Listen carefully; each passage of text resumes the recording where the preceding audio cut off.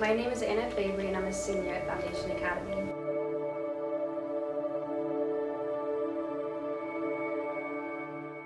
I believe that so many of us today, especially since we're going to a Christian school, take prayer for granted. We see it as something that's almost like a chore, as if we're doing a favor for God. We don't see it for how it really is. We're so used to doing prayer requests and praying for classes, praying for games, praying for our sports and for our tests, and it becomes this automatic, mind-numbing thing. We aren't really putting our passion into it. And the truth of that is that we get the free opportunity to speak to the creator of the universe, and that's something amazing that we take for granted. In 2002, my cousin Ryan Thompson was diagnosed with leukemia at age 25. It came as a shock to all of us, but cancer is always really a shock. Nobody expects it, but we really never thought that something of this magnitude would happen to us. He attended the University of Texas and he was a die-hard Longhorn fan.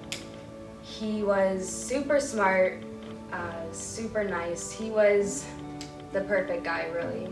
He was always there for everybody, and most importantly, my aunt and uncle raised him to be a man of the Lord. He was always reading, always testifying. He had faith. He met the love of his life, Vanessa, when he was going to college.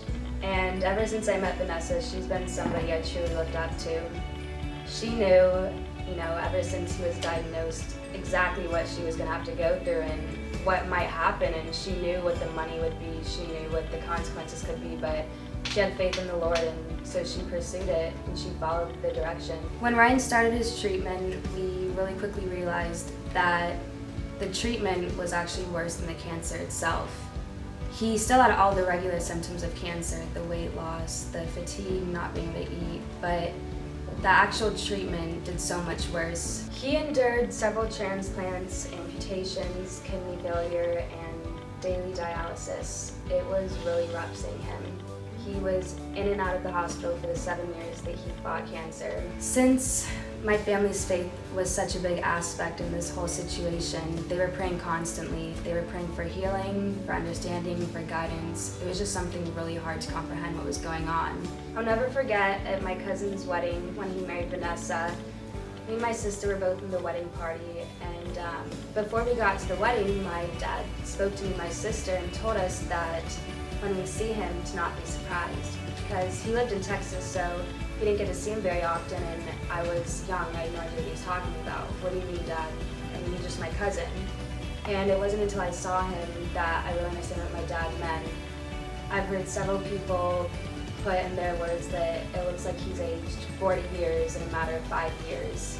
He was almost unrecognizable at his own wedding. My cousin's condition continued to deteriorate.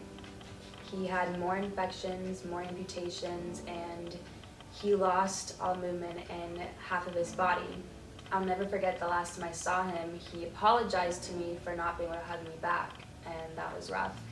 And so at this point, we kept praying, even though it wasn't looking good. But not only did we pray for healing, we also realized that what's already happened, you can't change that, but we can pray for the future. So we started praying that everything that happened wouldn't be for nothing. We prayed that it would all have a purpose. Even if just one person came to know Christ through what had happened, they heard this story and they were inspired, then that would be enough. On January 31st, 2012, my cousin passed away. My mom told me on the way to school, and I had no words. There was no way to process it. You don't understand. Especially you would think that he beat cancer. That means he won. That means that he made it. He was one of the lucky people that got to make it through. And it just didn't make sense why God would take him away after doing something so miraculous. Cancer is never really easy to understand, though. Death in general is never easy to understand. We're never going to know why God does it. There's always something greater, though, going on in the background. And that's just part of why he does it. The whole family began to pray more. And we prayed that since this did happen, that so many would be inspired by it, that it wouldn't be for nothing, that something good would come out of it. There's a reason why God doesn't always give us what we ask for. We can only see the here and now. We and our human minds can only fathom so much. So what we think we want, what we think is what's best for us, is nowhere near the ultimate plan. God can see everything that's going to happen. He knows what did happen, what will happen. He knows the greatest scenario of what our lives can be. And he wants our full potential. And so he's going to do whatever he needs to do to make that happen, no matter how hard it is, no matter how hard to understand it is. And not only that, but the death of my cousin brought so many people closer to God. When you're in a time of not being able to understand what's going on, you turn to someone greater. You turn to a greater being for comfort, for understanding, for purpose. Sometimes you don't even know what your purpose in life is anymore, and it's just a really rough time. And God was able to provide that for so many people. All we have to do is stop, listen to what God needs us to do next. That's why God gave us prayer, so that we can communicate with him, and he's going to lead us where we need to go. When you don't understand something, when you don't know where to go next, when you just need someone to talk to, and when you need healing, God will be there for prayer. We turn to Christ in prayer, and he brings us comfort. We stop, listen, and he directs us to our next step when we feel the most lost. We will never fully understand why God lets those we love the most get sick, get hurt, even pass away. But I cling to my gift of prayer for comfort, direction, and purpose. Lamentations 3, verse 31 through 33. For no one is cast off by the Lord forever. Though he brings grief, he will show compassion. So great is his unfailing love. He does not willingly bring affliction or grief to anyone.